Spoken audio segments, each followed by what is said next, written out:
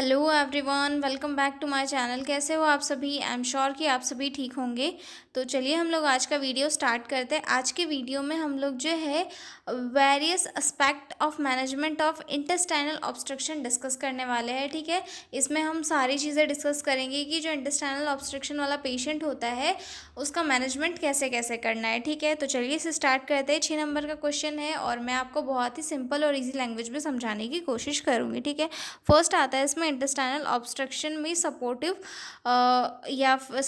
या फिर initial management में हम लोग क्या क्या करेंगे। सबसे फर्स्ट आएगा तो इसमें admit the child in paediatric ward. हम बच्चे को जो पेडियाट्रिक वार्ड में एडमिट करेंगे ताकि हम बच्चे का जो वाइटल साइंस वगैरह है वो प्रॉपरली टाइम टू टाइम लेते रहे। पेशेंट का आउटपुट इनपुट चार्ट जो है हम वो मेंटेन करें, बच्चे को प्रॉपरली मेडिसिन वगैरह दे सके। ठीक है, तो बच्चे को हम जो है पेडियाट्रिक वार्ड में एडमिट करेंगे।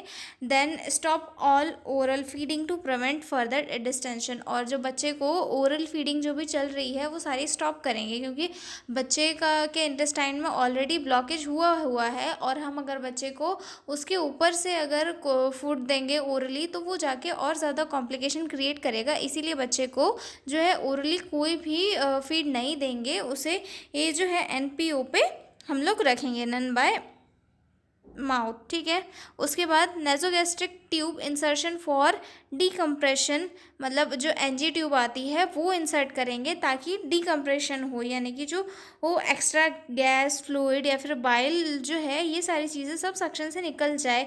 और ये एनजी ट्यूब के इंसर्शन से क्या होता है, प्रेशर कम होता है स्टमक का और वॉमिटिंग कंट्रोल करती है। मतलब एनजी ट्यूब के थ्रू जो प्रेशर बना हुआ है स्टमक के अंदर बेबी के वो सारा कम होता है। ठीक है, relieve pressure and vomiting, remove gas fluid and relieve pressure and vomiting. ठीक है, उसके बाद give fluid therapy to correct dehydration and maintain circulation and electrolyte replacement, sodium potassium and chlorine to prevent imbalance. और बच्चे को जो है हम लोग फ्लूइड इलेक्ट्रोलाइट थेरेपी देंगे जिससे बच्चे का जो डिहाइड्रेशन है वो कम हो, मतलब बच्चे का जो बॉडी है वो हाइड्रेट रहे, उसकी बॉडी में हुआ जो इम्बैलेंस है सोडियम पोटेशियम और क्लोरीन का वो मेंटेन रहे। साथ ही साथ उसका जो सर्कुलेशन है, क्योंकि हम बच्चे को ओरली कुछ नहीं दे रहे हैं तो हमें जो है उसे आईवी के थ्रू पूरे फ्लूइड इलेक्ट्रोलाइट्स देना है ताकि उसकी हेल्थ जो है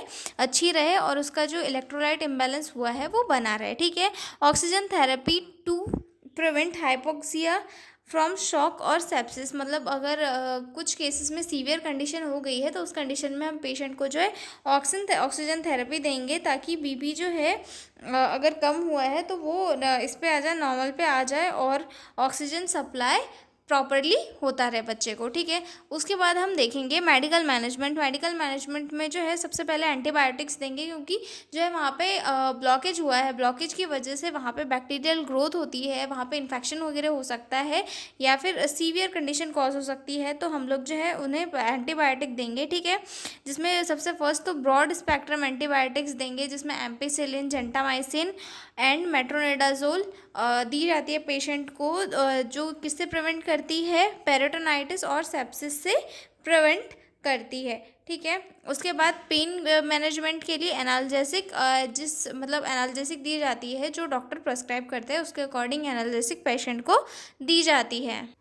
ओके, अगला पॉइंट आता है करेक्शन ऑफ मेटाबॉलिक इम्बैलेंस। और पेशेंट की बॉडी में जो मेटाबॉलिक इम्बैलेंस हुआ है उसे कम करने के लिए सोडियम पोटेशियम करेक्शन विया आईवी फ्लूइड, मतलब बच्चे को जो है आईवी फ्लूइड्स देना है ताकि सोडियम और पोटेशियम का जो भी इम्बैलेंस हुआ है उसकी बॉडी में वो मेंटेन रहे और बच्चे की बॉडी में सीवियर इन्फेक्शन कॉज ना हो। ठीक है, उसके बाद अगला पॉइंट आगे हम लोग डिस्कस करेंगे surgical management of intestinal obstruction. ठीक है, मोस्ट ऑफ द केसेस में जो है सर्जिकल मैनेजमेंट को यूज़ किया जाता है, क्योंकि सीवियर कॉम्प्लिकेशन कोई क्रिएट ना हो जाए उसे स्टॉप करने के लिए जो है सर्जिकल मेथड्स का यूज़ किया जाता है। Most of children required surgery depending on cause, मतलब उनके कॉज पे डिपेंड करती है कि सर्जरी किस टाइप की है। फॉर एग्जांपल के लिए एक्सप्लोरेटरी लेप्रोटॉमी। एक्सप्लोरेटरी लेप्रोटॉमी क्या होता है, ये एक ऐसा सर्जिकल प्रोसीजर होता है जिसमें जो सर्जन होते हैं वो स्टमक में एक बड़ा सा कट लगाकर डायग्नोस करते हैं डिसीज़ को और उसके कॉज कॉज को और उसका ट्रीटमेंट करते हैं, ठीक है।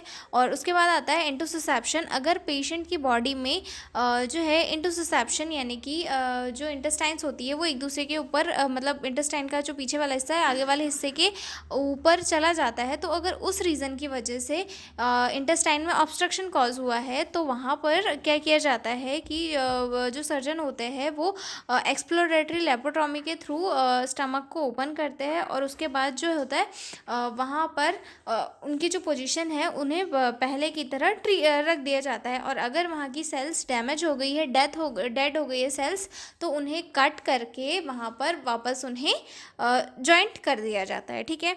इफ़ माल रोटेशन वॉल्वुलस, अगर पेशेंट की बॉडी में ऑब्स्ट्रक्शन माल रोटेशन वॉल्वुलस के कारण हुआ है यानी कि इंटेस्टाइन ट्विस्ट हो गई है और उसके कारण ऑब्स्ट्रक्शन कॉज हुआ है, तो उस कंडीशन में क्या करते हैं जो सर्जन्स होते हैं वो इंटेस्टाइन को अनट्विस्ट कर देते हैं, मतलब उनके बीच में जो एक गांठ बन गई है, मोड़ आ गया है इंटेस्टाइन के बीच में, उसे खोल देते हैं, जिसे लैट्स प्रोसीजर भी कहा जाता है, ठीक है।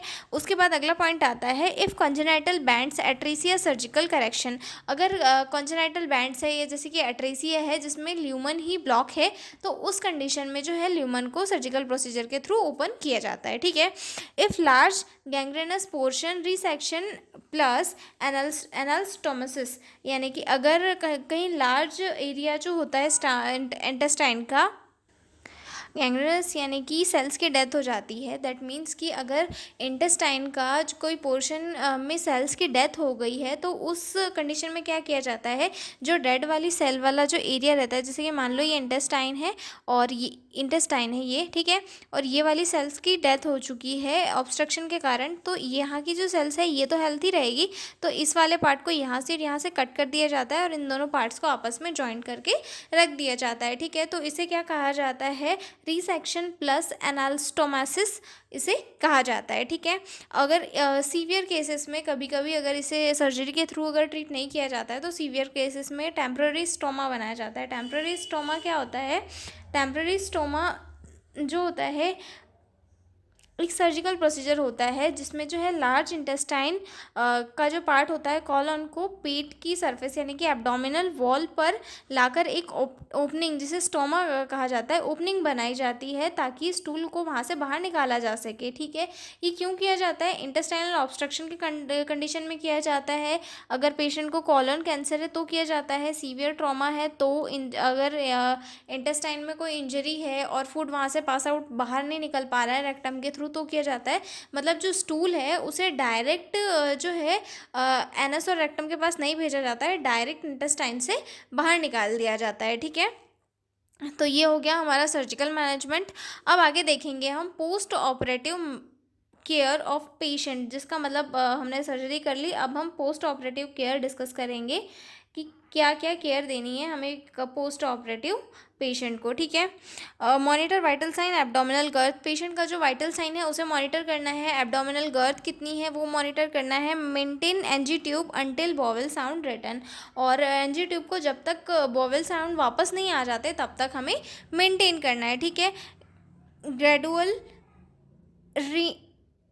Reintroduction of oral feeds clear liquid soft diet normal, मतलब फीडिंग ग्रेजुअली स्टार्ट करना है, पहले क्लियर लिक्विड देना है फिर सॉफ्ट फिर नॉर्मल डाइट हमें पेशेंट को देना है, ठीक है। Maintain hydration and nutrition, patient का जो है हाइड्रेशन और न्यूट्रिशन प्रॉपरली मेंटेन करना है। Prevent infection wound care aseptic techniques, patient को जो है इन्फेक्शन से हमें बचाना है, वाउंड वाउंड केयर प्रॉपरली करनी है, असेप्टिक टेक्निक्स का यूज़ करना है ताकि पेशेंट को कोई भी इन्फेक्शन ना हो, ठीक है। Pain relief comfort psychological support, patient को जो है पेन रिलीफ करने के लिए कंफर्टेबल पोजीशन हमें देनी है, प्रॉपरली मेडिसिकेशन वगैरह देनी है और साथ ही साथ स्ट्रेस को रिड्यूस करने के लिए साइकोलॉजिकल सपोर्ट देना है ताकि पेशेंट अपने आप को और जल्दी से रिकवर कर सके, ठीक है। नेक्स्ट पॉइंट आता है नर्सिंग मैनेजमेंट। नर्सिंग मैनेजमेंट में हमें क्या क्या करना है, maintain thermo regulation, loss children loss heat easily, हमें जो सबसे पहले है थर्मो रेगुलेशन को मेंटेन करना है, यानी कि छोटे बच्चे को बहुत जल्दी हीट लॉस करते हैं, तो इसीलिए थर्मो रेगुलेशन हमें मेंटेन करना है, ठीक है।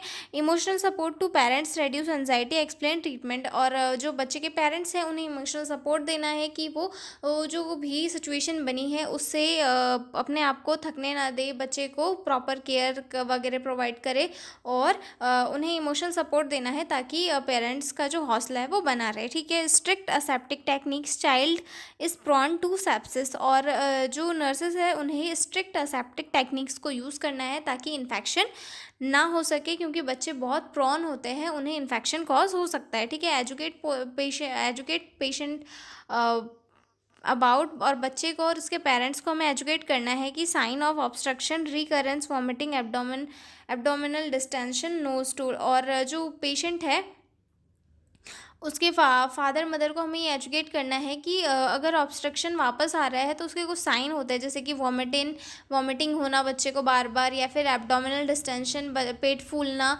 और स्टूल पास आउट नहीं होना। ये क्या सिम्टम्स है कि बच्चे को ऑब्स्ट्रक्शन वापस हो रहा है, तो उस कंडीशन में जल्दी से आप ट्रीटमेंट कराएं, ठीक है। इंपॉर्टेंस ऑफ फॉलोअप केयर, और बच्चे के पेरेंट्स को हमें ये एजुकेट करना है कि फॉलोअप केयर कितनी इंपॉर्टेंट होती है और उसे करना क्यों ज़रूरी होता है। ये सारी एजुकेशन हमें बच्चे के पेरेंट्स को देनी है, ठीक है। Nutritional needs for growth and recovery, और बच्चे की जो भी न्यूट्रिशनल नीड है, ये जैसे कि रेगुलर उसे क्या देना है, उसकी डाइट क्या होनी है, इन्फेक्शन से उसे कैसे बचाना है, क्या क्या न्यूट्रिशन देना है, हमें सारी एजुकेशन जो है उसके मदर फादर को देनी है ताकि बच्चे का जो रिकवरी है वो जल्दी से हो सके, ठीक है। तो ये था हमारा नर्सिंग मैनेजमेंट। तो मिलते हैं हम अगले वीडियो में, तब तक के लिए बाय बाय। और हाँ, अगर आपको PDF नोट चाहिए हो तो डिस्क्रिप्शन में मेरा मेल दिया हुआ है, तो आप लोग मुझे मेरे मेल पे कांटेक्ट करके PDF नोट्स ले सकते हो। और हाँ, इसका जो है इंटेस्टाइनल ऑब्स्ट्रक्शन का हम एक पूरा वीडियो ज़रूर बनाएंगे, जिसमें हम लोग इसका इंट्रोडक्शन, डेफिनेशन से लेके साइन एंड सिम्टम, कॉजेज़ और मैनेजमेंट, सारी चीज़ें हम लोग डिस्कस करेंगे। तो मिलते हैं अगले वीडियो में, तब तक के लिए बाय बाय।